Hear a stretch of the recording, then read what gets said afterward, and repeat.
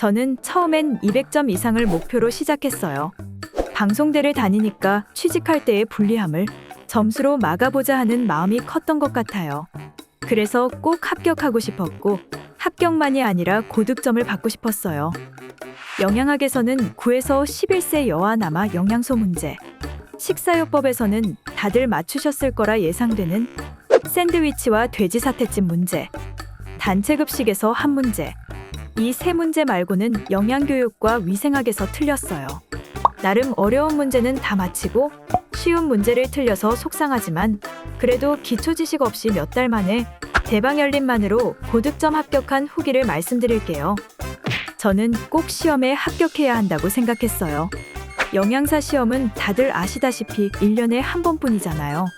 떨어지면 다시 1년을 기다려야 하는데 혼자 공부해서는 답이 안 나오니까 이거 배웠는데 하는 것들이 거의 없었어요. 그래서 인강을 선택하게 됐어요. 꼭 합격해야만 했거든요. 사실 저에게는 대방열림이 전부였어요. 다른 학원은 처음부터 찾아보지도 않았어요.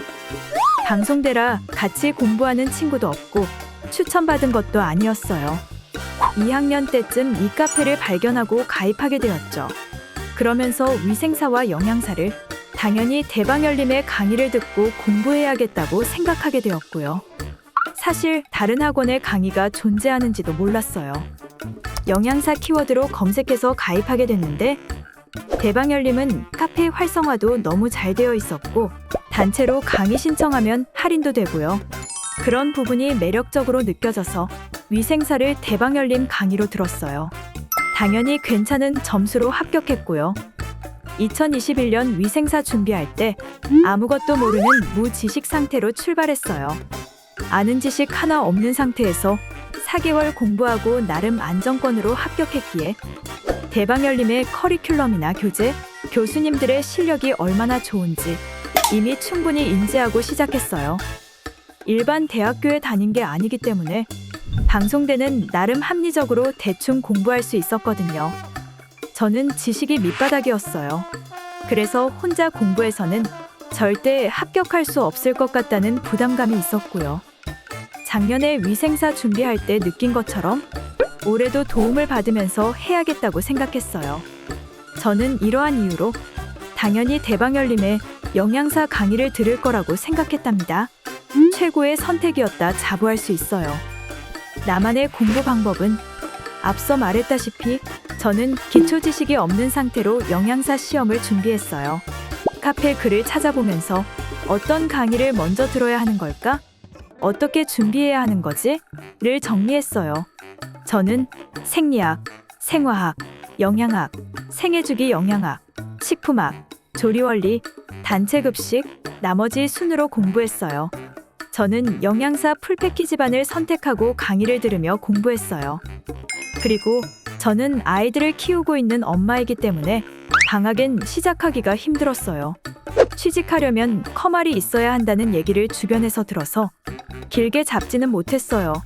커말 1급을 취득하고 아이들 방학이 끝난 8월 말부터 강의를 듣기 시작했습니다. 5개월 조금 안 되게 걸려서 한 것 같아요. 저는 학점을 1학기로 다 끝내놨어요.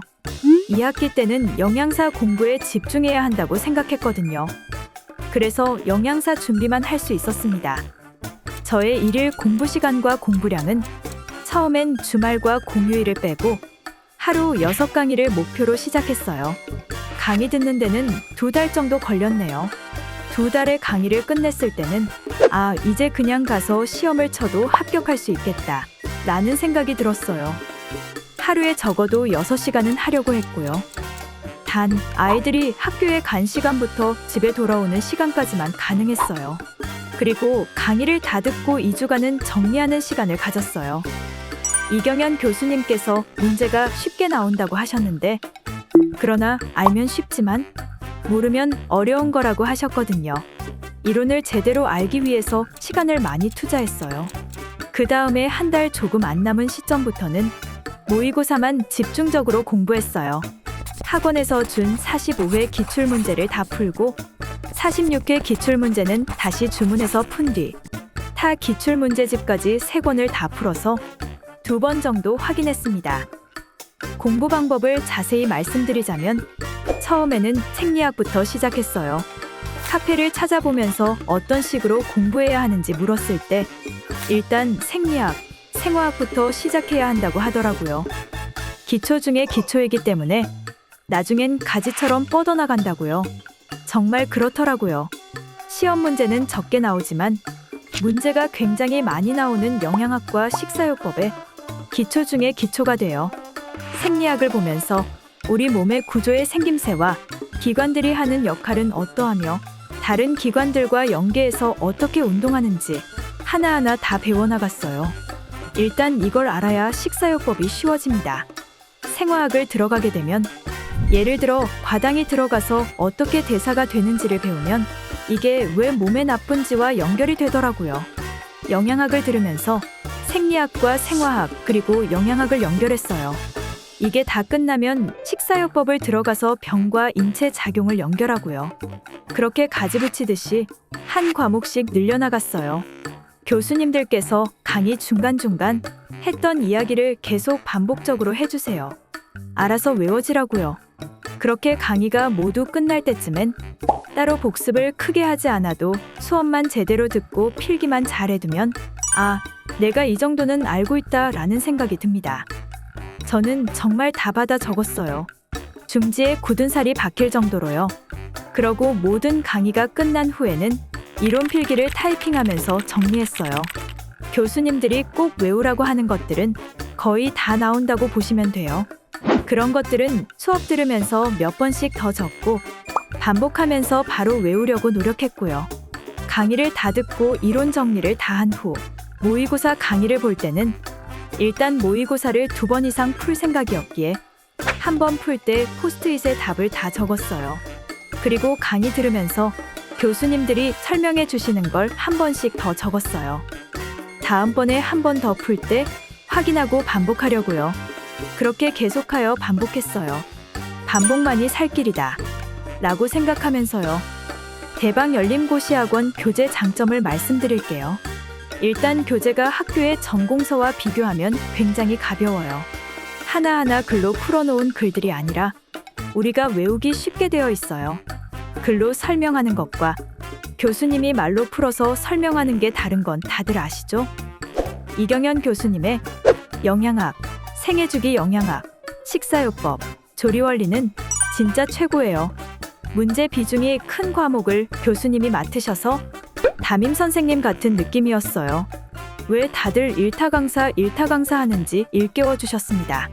루코노스통 메젠테로이드 바실러스 서브틸리스 아스퍼질러스 오라이제였나요? 예전에 미생물 수업에서 교수님이 짚어주신 거에서만 다 나왔어요. 중요한 부분은 계속 반복해서 설명해 주시고 너무 이해하기 쉽게 속속 알려주셔서 고득점을 받을 수 있었던 것 같아요. 교수님의 역할이 가장 컸다고 생각합니다. 영양학은 생리학과 생화학 공부를 다 하고 보면 더 쉽게 외워지는 느낌이에요. 식사요법도 마찬가지고요.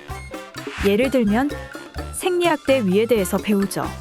위에 벽세포에서 나오는 HCl이 삼가철을 이가철로 만들어 주잖아요. 그래서 흡수율을 높이죠. 위 절제를 하게 되면 삼가철을 이가철로 못 만들어서 철의 흡수율이 떨어지겠죠. 또 비타민 B12는 내적 인자랑 만나서 췌장에서 흡수가 되어야 하는데 위에서 분비되는 내적 인자가 위 절제로 인해서 작아지거나 없어지게 되면 결국 흡수율이 떨어져서 악성 빈혈이 오겠죠. 이런 식으로 모든 걸 풀어서 다 설명해 주십니다. 모든 과목이 연결되어 있어요. 그래서 다 잘 들어놓는 게 중요합니다. 이전에 위생사 시험 준비할 때 김지연 교수님의 식품위생 강의를 정말 잘 들었거든요. 계속 반복해 주시니까 저절로 머리에 들어올 정도로요. 그래서 믿고 들었습니다. 생리학을 처음에 시작하고 생화학 하면서 너무 어렵더라고요. 계속 반복하고 또 반복했습니다. 마지막에 모의고사 할 땐 교수님이 따로 프린트까지 만들어서 설명까지 다 해주셨어요. 그냥 강의만으로 3에서 4회 이상 반복하시며 알아서 머리에 들어가라 하는 느낌으로요. 식품위생은 작년에 해놓았으니 괜찮아 라는 말도 안 되는 자신감으로 하루만 더 봤으면 다 맞을 걸 3개나 틀렸습니다. 해삽도 틀리고 정말 쉬운 거 다 틀려서 굉장히 속상했네요. 여러분, 해삽은 무조건 한 문제는 나오니까 꼭 확실히 알고 가세요. 단체급식 식품위생관계 법규 담당 이진아 교수님은 늘 키워드를 알려주세요. 오늘 수업에서 배워야 하는 것, 외워야 하는 것, 이런 식으로요. 이건 무조건 나오니까 무조건 외워라 하는 것들이 많았어요. 교수님의 강의는 굉장히 깔끔하고 키워드를 잡아주셔서 바로 외워야 하는 건 강의 중에 몇 번씩 반복해 주셨어요. 근데 양이 너무 방대해서 어쩔 수 없이 외워야 하는 것들이 많았어요. 진짜 단체급식이 제일 난감했어요. 문제가 굉장히 많이 나오는데 모의고사 풀 때마다 많이 틀리더라고요. 양이 너무 방대해서 이걸 어떻게 해야 하나 고민도 많이 되었어요. 근데 교수님이 잡아주신 대로 키워드 잡고 하나하나 살을 붙여가면서 외우니까 한 문제 빼고 다 맞았어요. 법규도 정말 난감했는데 교수님이 마지막에 프린터물로 다 뽑아주셔서 꼭 외워야 하는 것들을 챙겨주셨거든요. 그게 정말 많은 도움이 됐어요. 이번 법규 문제는 나름 또 쉽게 출제되어서 이것도 다 맞았어요. 위생사 준비할 때 이승훈 교수님의 강의를 너무너무 잘 들었거든요. 쉽게 풀어서 설명해 주시고 포인트도 짚어주셔서 정말 최고였어요. 영양교육도 쉽게 설명해 주셨지만 대충 해도 쉽게 나오면 다 맞겠지라는 말도 안 되는 마음을 가지고 있다가 헷갈려서 2문제나 틀려버렸네요. 하지만 교수님은 잘 가르쳐 주셨어요. 위생사 준비할 때 교수님 수업을 제일 좋아했는데 올해 영양사에서도 교수님 수업을 들을 수 있어서 좋았어요. 영양교육은 진짜 하나부터 10까지 다 외워야 해요. 그냥 외우세요. 답이 없어요. 강의를 듣다 보면 외워집니다. 김만수 교수님의 식품학은 처음 접했을 때 화학이 뭐지? 식품학이 뭐야? 라고 생각할 정도로 노베이스에서 시작했어요. 처음에는 너무 어려워서 머리가 깨질 것 같은 거예요.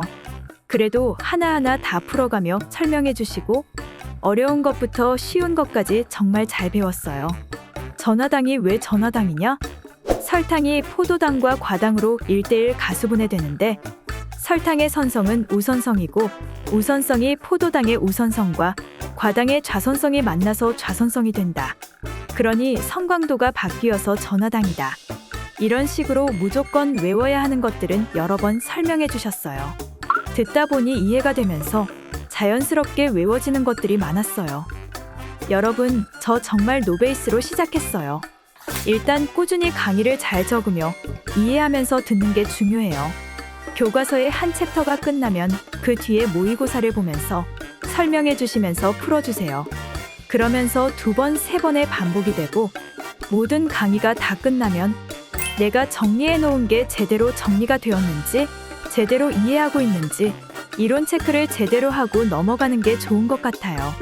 한 달 조금 안 남은 시간 동안은 모의고사를 풀면서 내가 뭘 모르는지 체크하면서 외우다 보면 정말 좋은 점수 얻으실 수 있을 거예요.